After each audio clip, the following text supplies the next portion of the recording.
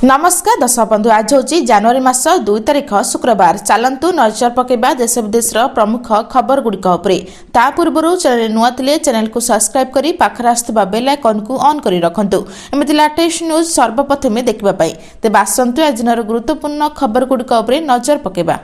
आज प्रथम खबर चलित वर्ष मार्च पर्यंत मंडी में चलिब धान किणा। जोगाण मंत्री कृष्णचंद्र पात्र सूचना। चलित वर्ष मार्च पर्यंत मंडी में चलिब धान किणा। एने जोगाण मंत्री कृष्णचंद्र पात्र प्रतिक्रिया दे कहते एपर्यंत 10,50,000 मेट्रिक टन धान किणा होता बेले 2,30,000 चाषी धान बिकिछंती। 18 जिले में चली धान किणा। 11 लाख चाषी को टोकेन दि जाइछि एवं यह सहित चाषी अकाउंट को 2,350 कोटी टंका जाइछि। सबु चाषी धान किणिबु बोली जोगाण मंत्री कहते एवं सेपटे ओडिशारू 6 लाख मेट्रिक टन चाउल केन्द्र उठाइब। सेथुरु 5 लाख मेट्रिक टन उसना, लक्षे मेट्रिक टन अरुआ उठाइब केन्द्र बोली जोगाण मंत्री सूचना दैछंती। राज्य में मोट 7 लाख मेट्रिक टन चाउल अछि।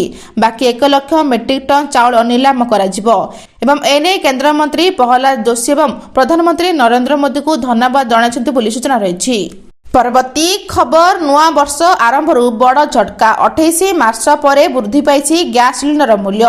नूतन वर्ष एक बड़ झटका सहित आरंभ होइछि। ए झटका होछि मुद्रास्फीति। सरकार पाइप प्राकृतिक रंधन गैस मूल्य ह्रास करथिला बेले गैस सिलिंडर मूल्य मध्य वृद्धि करिसेंती। तेबे गुरुत्वपूर्ण कथा होछि एहा 18 मास मध्यरे गैस सिलिंडर मूल्य रे सबठु बड़ वृद्धि एवं यार अर्थ होछि जे शेष थर पाई एते गुरुत्वपूर्ण वृद्धि 2023 अक्टोबर रे होतिला। प्रकृत में वाणिज्यिक गैस सिलिंडर मूल्य रे एते वृद्धि देखा देछि। देशर 4टी महानगरी मधुरु 3टी रे 111 टंका वृद्धि घटिछि, जेतेबेले गोटिए रे 110 टंका वृद्धि घटिछि। फलस्वरूप जातीय राजधानी दिल्ली रे वाणिज्यिक गैस सिलिंडर मूल्य प्राय 1700 रे पहुंचिछि, जहाँ जून 2025 ठारू सर्वाधिक एवं एही समय सारा देश रे मूल्य प्राय 850 टंका रे पहुंचिछि। एही समय सारा देश रे घरोई गैस सिलिंडर मूल्य रे कोनोसी परिवर्तन होई नाही बोली सूचना रहिछि। परवर्ती खबर बदलिला सीबीएसई बोर्ड परीक्षा तारीख। केंद्रीय माध्यमिक शिक्षा बोर्ड 2026 ପାଇଁ 10ମ ଏବଂ द्वादश श्रेणी बोर्ड परीक्षा ପାଇଁ संशोधित समय सारणी प्रकाश କରିଛି। प्रशासनिक कारणରୁ बोर्ड परीक्षा को स्थगित रखाଯିବା नै कुआ जाइछि। पूर्वरु 3 मार्च हेबाकु थिबा 10ମ ଏବଂ द्वादश श्रेणी परीक्षा को स्थगित रखिथिला। तेबे बोर्ड अनुଯାयी जो 10ମ ଏବଂ द्वादश विषयगुड़िक परीक्षा पूर्वरु 3 मार्च 2026 रे हेबाकु थिला सेगुड़िक प्रशासनिक कारणରୁ स्थगित रखा जाइछि। संशोधित समय सारणी अनुଯାयी 10ମ श्रेणी परीक्षा बे 11 मार्च 2026 रे अनुष्ठित हेबो। अन्यपटे द्वादश श्रेणी परीक्षा 10 एप्रिल 2026 रे अनुष्ठित हेबो एवं छात्र छात्री माने बोर्ड रो ऑफिशियल वेबसाइट cbseggovernment.in को जाय संशोधित समय सारणी देखि पारिबे एवं डाउनलोड कर पारिबे बोली सूचना रहिछि। परवर्ती खबर स्विट्जरलैंड रे नूतन वर्ष पालन समय बार विस्फोरण। अनेक लोकों मृत्यु आशंका। नूतन वर्ष पालन बेले बार विस्फोरण। स्विट्जरलैंड प्रसिद्ध लग्जरी अल्पलाइन स्की रिजॉर्ट सहर एक बार नूतन वर्ष पालन समय एक विस्फोरण घटी। ए विस्फोरण जो 40 रु अधिक लोकों मृत्यु घटिला बेले अनेक लोक आहत होता सूचना मिली। तेबे विस्फोरण कारण अस्पष्ट रही। सूचना अनुसार विस्फोरण समय बार 100 रु अधिक लोक थिले। स्थानीय समय राति प्राय 1:30 समय यह विस्फोरण घटिला।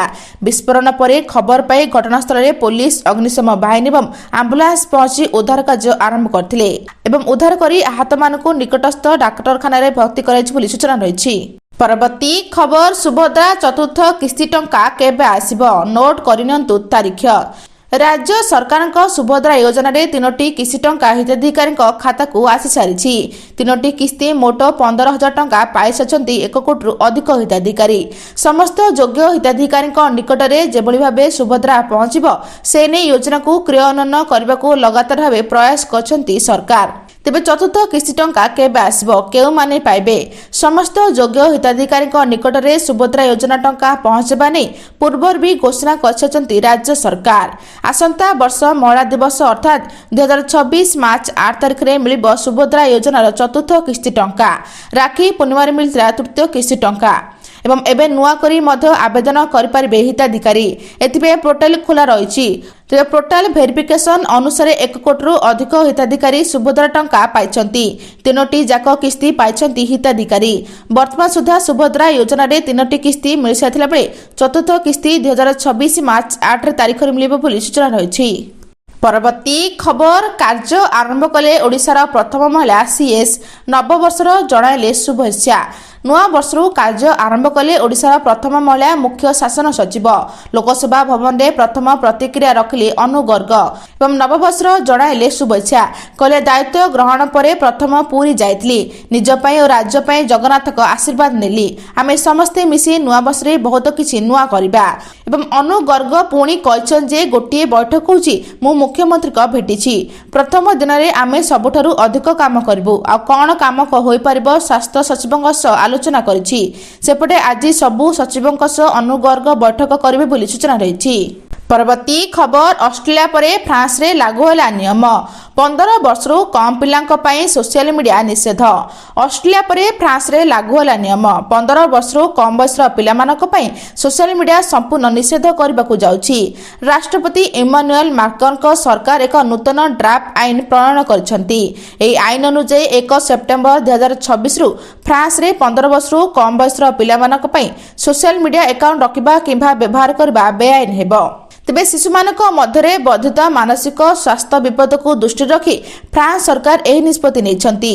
ତେବେ ୟୁନେସ୍କୋର ଏକ ରିପୋର୍ଟ ଅନୁଯାୟୀ ୟୁରୋପରେ 40%ରୁ ଅଧିକ କିଶୋର ସାମାଜିକ ଗଣମାଧ୍ୟମରେ ଦୈନିକ 3 ଘଣ୍ଟାରୁ ଅଧିକ ସମୟ ବିତାଉଛନ୍ତି, ଯାହାଫଳରେ ଚିନ୍ତା, ଅବସାଦ ଏବଂ ନିଦ୍ରା ସମସ୍ୟା ବୃଦ୍ଧି ପାଉଛି ବୋଲି ସୂଚନା ରହିଛି। ପରବର୍ତ୍ତୀ ଖବର ଏହି ଦିନ ଚାଷୀଙ୍କ ପାଇଁ ଖୋଲିବ ଖୁସିର ବାକ୍ସ। ଫେବୃଆରୀ 1ରୁ ବଢ଼ିପାରେ ଟଙ୍କା। ପିଏମ୍ କିଷାନ ଟଙ୍କାକୁ ନେଇ ଆସିଲା ବଡ଼ ଅପଡେଟ୍। ଦେଶର ଲକ୍ଷ ଲକ୍ଷ ଖାଦ୍ୟ ଯୋଗାଣକାରୀଙ୍କ ପାଇଁ ଆଗାମୀ ସମୟ ଅତ୍ୟନ୍ତ ଗୁରୁତ୍ୱପୂର୍ଣ୍ଣ ହେବାକୁ ଯାଉଛି। କ୍ଷୁଦ୍ର ଏବଂ ନାମମାତ୍ର ଚାଷୀଙ୍କ ପାଇଁ ଏକ ଆଶୀର୍ବାଦ ସାଜିଥିବା ପ୍ରଧାନମନ୍ତ୍ରୀ କିଷାନ ସମ୍ମାନ ନିଧି ଯୋଜନାର ଏକ ନୂତନ ଆଶା ସୃଷ୍ଟି କରିଛି। ତେବେ ଚାଷୀମାନେ ସେମାନଙ୍କର ପରବର୍ତ୍ତୀ କିସ୍ତି ଅର୍ଥାତ୍ 22ତମ କିସ୍ତି ପାଇଁ ଅପେକ୍ଷା କରିଥିଲା ବେଳେ ସମସ୍ତଙ୍କ ନଜର 1 ଫେବୃଆରୀ 2026ରେ ଉପସ୍ଥାପନ ହେବାକୁ ଥିବା କେନ୍ଦ୍ରୀୟ ବଜେଟ୍ ଉପରେ ରହିଛି। ତେବେ ପ୍ରତ୍ୟେକ ଚାଷୀଙ୍କ ମୁହଁରେ ସବୁଠାରୁ ବଡ଼ ପ୍ରଶ୍ନ ଏବଂ ଆଲୋଚନାର ବିଷୟ ହେଉଛି ବାର୍ଷିକ 6,000 ଟଙ୍କାର ସହାୟତା ବୃଦ୍ଧି କରାଯିବ କି?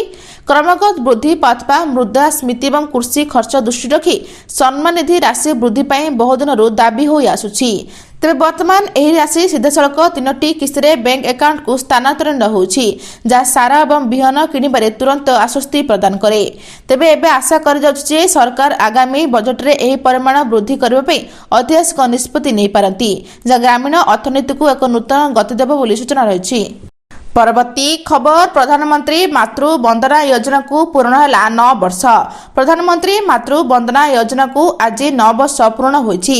ଗର୍ଭବତୀ ମହିଳା ସ୍ତନପାନ କରୁଥିବା ମାମାନଙ୍କ ପାଇଁ ସମ୍ପୂର୍ଣ୍ଣ ସ୍ୱାସ୍ଥ୍ୟ ସୁରକ୍ଷା ନିମନ୍ତେ ଏହି ଯୋଜନା 2017 ମସିହା ଜାନୁଆରୀ 1 ତାରିଖରେ ଆରମ୍ଭ ହୋଇଥିଲା। ତେବେ କେନ୍ଦ୍ର ସରକାର ଏହି ଯୋଜନାର ସାମାଜିକ ଓ ଅର୍ଥନୈତିକ ଭାବେ ଅନଗ୍ରସର ମହିଳାମାନଙ୍କୁ ଶିଶୁ ଜନ୍ମକାଳୀନ ଲାଭ ପ୍ରଦାନ କରାଯାଉଛି। ଗର୍ଭବତୀ ମହିଳା ଓ ସ୍ତନପାନ କରୁଥିବା ମାମାନଙ୍କୁ ପ୍ରଥମ ପିଲା ପାଇଁ 5,000 ଟଙ୍କା ସହାୟତା ଦିଆଯାଉଥିଲା ବେଳେ ଦ୍ୱିତୀୟ କନ୍ୟା ସନ୍ତାନ ପାଇଁ 6,000 ଟଙ୍କାର ପ୍ରୋତ୍ସାହନ ରାଶି ଦିଆଯାଉଛି। ତେବେ କେନ୍ଦ୍ର ମହିଳା ଓ ଶିଶୁ ବିକାଶ ମନ୍ତ୍ରାଳୟ ସୂଚନା ଅନୁଯାୟୀ 4,50,00,000ରୁ ଅଧିକ ଲାଭାର୍ଥୀ ଏହି ଯୋଜନାରେ ପଞ୍ଜୀକୃତ ହୋଇଥିଲା ବେଳେ 19,000 କୋଟିରୁ ଅଧିକ ଟଙ୍କା ସେମାନଙ୍କୁ ପ୍ରଦାନ କରାଯାଇଛି ବୋଲି ସୂଚନା ରହିଛି। ପରବର୍ତ୍ତୀ ଖବର ଫେବୃଆରୀ 1ରୁ ସିଗାରେଟ୍, ବିଡ଼ି, ପାନ ମସଲା ହେବ ମହଙ୍ଗା। ଫେବୃଆରୀ 1ରୁ ପାନ ମସଲା, ସିଗାରେଟ୍, ତମ୍ବାକୁ ମହଙ୍ଗା। 40% ଟିକସ ନେଇ ଅର୍ଥ ମନ୍ତ୍ରାଳୟର ସୂଚନା। ପୂର୍ବରୁ କେନ୍ଦ୍ର ସରକାର ଏନେଇ ନିଷ୍ପତ୍ତି ନେଇ ସାରିଥିଲେ। ଡିସେମ୍ବରରେ ସଂସଦରେ ନୂଆ ସ୍ୱାସ୍ଥ୍ୟ ଓ ଜାତୀୟ ସୁରକ୍ଷା ସେସ୍ ନିଷ୍ପତ୍ତି ହୋଇଥିଲା। ତମ୍ବାକୁ ଉପରେ ଏକ୍ସଚେଞ୍ଜ ଡ୍ୟୁଟି ଲଗାଇବାକୁ 2ଟି ବିଲ୍ ପାସ୍ ହୋଇଥିଲା। ଏକ ପ୍ରମୁଖ ନୀତିଗତ ପରିବର୍ତ୍ତନରେ ଅର୍ଥ ମନ୍ତ୍ରାଳୟ ବୁଧବାର ଦିନ ତମ୍ବାକୁ ଉତ୍ପାଦ ପାଇଁ ଉତ୍ପାଦ ଶୁଳ୍କ ଢାଞ୍ଚାରେ ଏକ ବ୍ୟାପକ ପରିବର୍ତ୍ତନକୁ ବିଜ୍ଞପ୍ତି ଜାରି କରିଛି, ଯାହା 2017ରେ ସାମଗ୍ରୀ ଏବଂ ସେବା ଟିକସ GST ବ୍ୟବସ୍ଥାକୁ ଲାଗୁ ହେବା ପରେ ଏହା ପ୍ରଥମ ଗୁରୁତ୍ୱପୂର୍ଣ୍ଣ ସଂଶୋଧନ। ସଂଶୋଧିତ ଢାଞ୍ଚା ଅନୁଯାୟୀ ସିଗାରେଟ୍ ଲମ୍ବ ଏବଂ ବର୍ଗ ଉପରେ ପ୍ରତି 100 ଷ୍ଟିକ୍ ପାଇଁ 2,050 ଟଙ୍କାରୁ 8,050 ଟଙ୍କା ପର୍ଯ୍ୟନ୍ତ ଅତିରିକ୍ତ ଉତ୍ପାଦ ଶୁଳ୍କ ଲାଗୁ ହେବ ବୋଲି ସୂଚନା ରହିଛି। ପରବର୍ତ୍ତୀ ଖବର ଭାରତ ପାକିସ୍ତାନ ମଧ୍ୟରେ ପରମାଣୁ ତାଲିକା ଆଦାନ ପ୍ରଦାନ।